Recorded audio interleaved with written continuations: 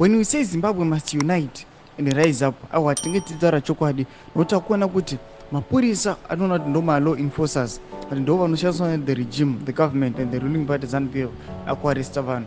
Takuvaona aiwa vakuinvolva mune maacts asina kunaka kuti tikamaona vachimaita vari mapurisa tinonyatsa kuona kuti aiwa zvinhu munyika yezimbabwe hazvina kumira mushe, vanhu havasi kugutsikana nemhuro yavari kuwana, zvinyatsa kuratidza kuti aiwa munyika yezimbabwe makuda mareforms. Sambenda mashoko abuda nyogwa panapa on the mira mashoko unobva subscribe like kuti na on the bell like vanenge vachiti 2 police officers, a businessman, an agri-tax officer, a driver and an unemployed man have been remanded in prison after they allegedly stole 170 bags out of a total of 400 bags of maize mint for drought-stricken villagers in Basera.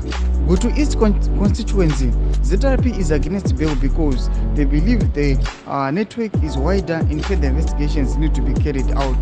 The suspects are Edmund Mavungira and Allen Amandishe, who are cops at Basera, Costa Fire, a businessman, Kelvin Monamo, an agri-tax officer of Ward 37. Don't know anything about Namabamzana Nasmiris, but we not Iowa. Mapurisa law enforcers actually involved Iowa, Muktobama bags, our mint for drought-stricken areas. But to them, Afro A not could even survey now.